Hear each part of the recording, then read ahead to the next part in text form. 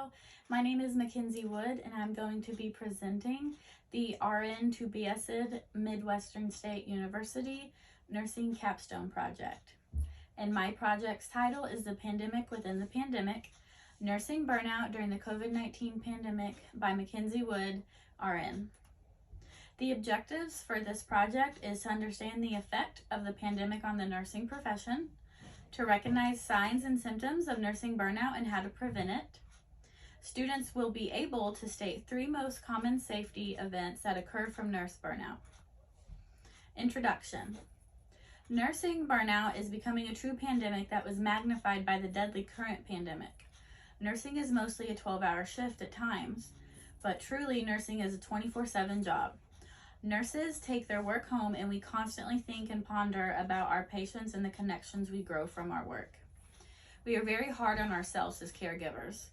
We were tested emotionally and physically to our core this past year with low resources, lack of full knowledge about the new virus, distrust from the community, fear of spreading it to our own families, and higher acuity levels and the weight of the world, literally. My personal connection to nursing burnout. I graduated in May of 2020 and entered the nursing profession in the beginning of a deadly pandemic. It shifted our way of our norms. I learned a substantial amount, but was also put into situations that were not safe due to the lack of resources during this pandemic. I was a brand new baby nurse, and along with the stress of becoming a new nurse, your first year is the hardest. And I will be totally honest when I say that mentally I struggled this year. I had more higher acuity patients. We also ran out of course, ICU and IMC beds. So we had our med-surg patients that, of course, had COVID, along with all of the rest of our 4 patients, and they would decline and deteriorate and need a higher level of care. But sadly, we could not provide that to them. So us as med-surg nurses, which I have been a med-surg tech for 6 years, so I had previous knowledge, of course, only on med-surg, and I was forced to learn and expand my knowledge on how to care of a more acute patient. So that was very interesting to look back on and realize that I really was forced to learn higher acuity care for my patient. The rationale for this capstone is to research techniques that can decrease nursing burnout. The current state of nursing post and current COVID-19 pandemic has changed the mental state of nursing recently, and interventions need to be implemented at facilities. Safety events have occurred in the past year due to increased stress on nursing, and the question is to ask if more safety events and incidents occurred during the pandemic than before the pandemic. The challenges with this topic. The challenges with this topic are that some of the statistics could be flawed due to nurses not telling the truth when asked about feelings of burnout. They may want to feel tough, and especially at this time. Another challenge could be the newness of the research and the statistics, granted that COVID-19 was only a year and a few months ago. I was inspired by this project due to me not even being a nurse for half of a year and already feeling symptoms of burnout and compassion fatigue. Problem statement. In patients before the COVID-19 pandemic, how does nursing burnout and compassion fatigue affect patient safety compared to before the COVID-19 pandemic? A literature review. Multiple articles have statistics of burnout in nurses during COVID-19. The 9 sources that I have listed contain interventions of stress decreasing and list examples of how staffing and ratios should have been better controlled during this pandemic. With journal articles and research using evidence-based practice, we can learn from our mistakes and increase awareness of nursing burnout. Multiple studies showed that an average of 4 to 7%, which is a huge amount in the grand scheme of things, 10% is a very large increase. 4 to 7% increase in reported safety events, such as medication errors, hospital-acquired infections from PICC lines or midlines, and wounds, and also patient falls occurred during COVID-19 compared to the years beforehand. So if we were to think about it as nurses, we were not as focused on we were more focused on life-saving measures and not the day-to-day tasks that include infection prevention. And we really were not thinking too hard on infection prevention at that time. So I, myself at my facility, we saw our CAUTI rates and our CLABSI rates go up by about 4% at our own hospital. And I did look at that and talk to my manager about that. Proposal plan description. Nursing burnout can affect patient safety and compassionate care. Nursing was pushed to its limits this last year and resources were skimmed. Staff was limited while patients' acuity increased. This led to a major nursing dilemma, and interventions are needed to decrease burnout to increase our patient safety. Patient safety is always going to be number one, even in a deadly pandemic where ourselves were hurting. Implementation. The Capstone project will be implemented using statistics from nurses' numbers from risk management, cases of safety issues regarding burnout, mental health of nurses in the past year, interviews, and prevention techniques. Education that will need to be initiated will be de-stressing activities and prevention techniques that are provided to staff nurses. Management and administrators will need to be presented of the current burnout statistics to gain support. Evaluation. I would expect the outcomes of this capstone was implemented and researched more to be that patient satisfaction has decreased due to burnout from the current pandemic. Nurses are able to breathe these last few weeks, that cases have decreased, and since the year anniversary of COVID-19 passed recently in March, we are able to reflect on our emotions. Data would be collected by safety events and patient satisfaction in the timeline of COVID-19 and compared to the safety events before the pandemic hit. Dissemination. I will communicate emotionally with the classroom to connect to the audience. I will ask questions if they experience burnout. I would contact my nurse manager and attain hours through my nurse job. I would present the interviews that I conducted with my risk manager, magnet director, and nurse manager to the class, which I did so. Summary. This project will take work to gather timely statistics from last year and to search for new articles, but the end result and will give hindsight to activities that can be done by nurses to prevent compassion fatigue, techniques to cope with COVID-19 mental health issues, and instances that could have been different if nurses were supported during the pandemic. This last year taught the nursing profession a substantial amount of lessons, and these hard times will only mold us into better clinical nurse professionals. Research. This was taken from an article. Burnout among healthcare workers has been defined as a prolonged, deleterious response to chronic interpersonal and emotional stress arising from attending to patients as part of their work. Workplace circumstances that increase the risk of burnout include expending excessive effort and time at work without enough having subsequent recovery time to stabilize to normal. Research. A study was completed where nurse managers handed out questionnaires that asked anonymously COVID-19 burnout questions. It found that 98% of the nurses were afraid to bring it home to their families. 78% felt like they did not have enough resources to safely complete the work tasks and the goals. The 3 most common safety events that occur due to burnout are medication errors, increase in pressure sores, and decrease in charting and communication.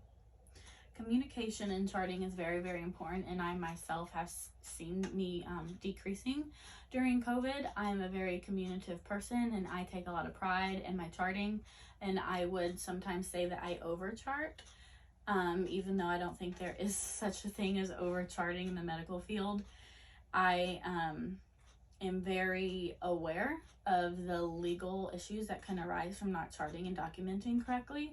And during COVID, of course, our main priority was taking care of the patients, and we did not have time to chart as time went on, and we a lot charted after the events that happened, and sometimes our memory, of course, is not as on spot as it would with real-time charting, and so, of course, our charting would decrease, and our communication would decrease when we were in the middle of a pandemic.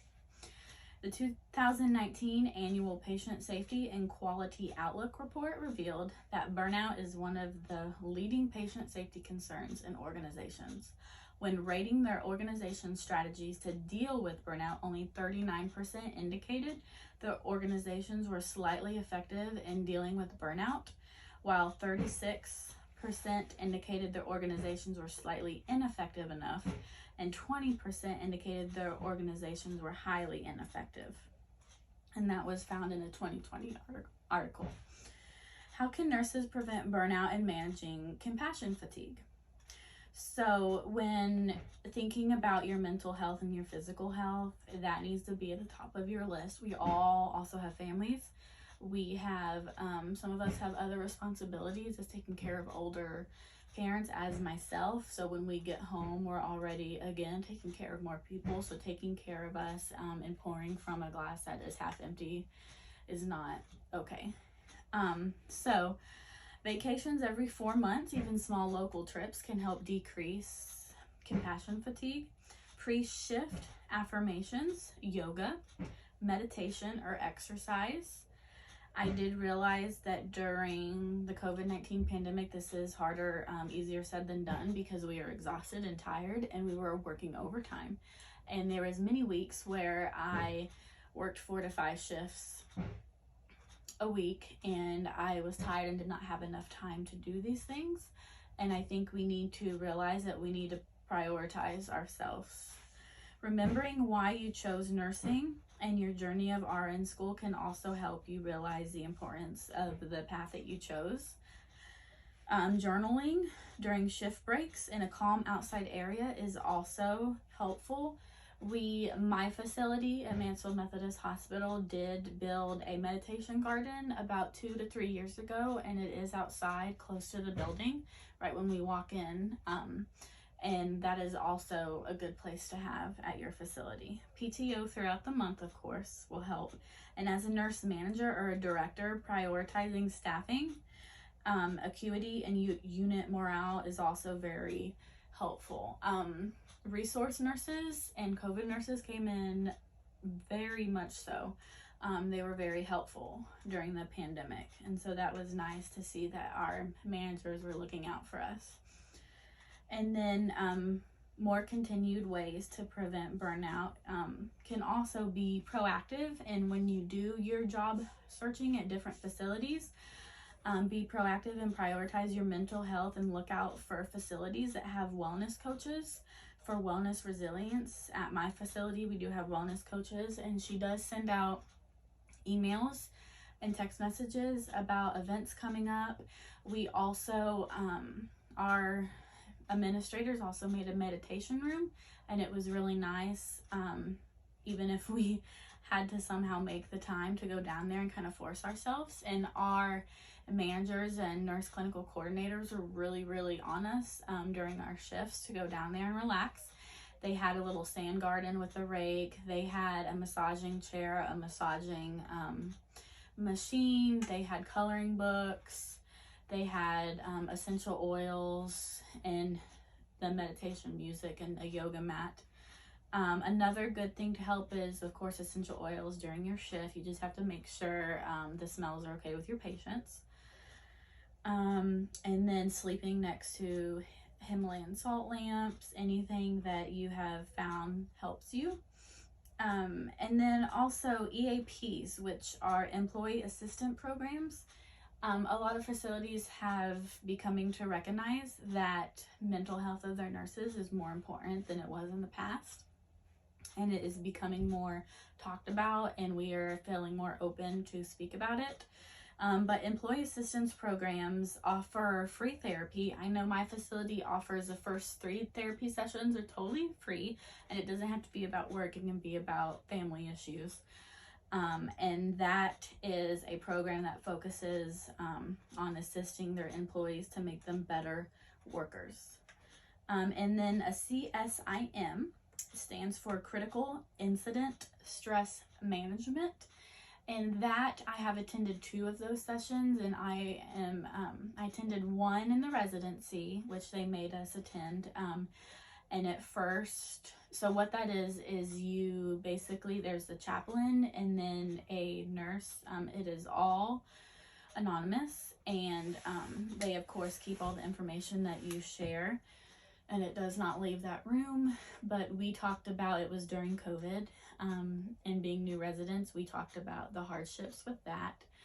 And at first it's kind of awkward because they will ask, does anyone want to talk first? And I remember me raising my hand and talking first, and then of course I broke down in tears. But I think it was a good thing, because after I broke down in tears, there's probably about 7 other residents that broke down in tears, and it was basically a big group therapy session. And then we had another one that took place after one of our nurses passed away, and that really brought our unit together. And we were able to talk about it and process through. CSIMs also are planned by chaplains after, let's say, a patient who was a long stay admitter through on the unit. If they were there for a while and the nurses made connections with them and they had a bad passing or unexpected passing or a code, especially after codes, we do have the CSIM meeting, and that really truly helps. I hope y'all enjoyed this presentation, and I hope you guys focus on nursing burnout and take time to yourself. And improving yourself will improve our patients' lives and improve their patients' stay and satisfaction at their facilities. Thank you so much, and you have a great day. Bye!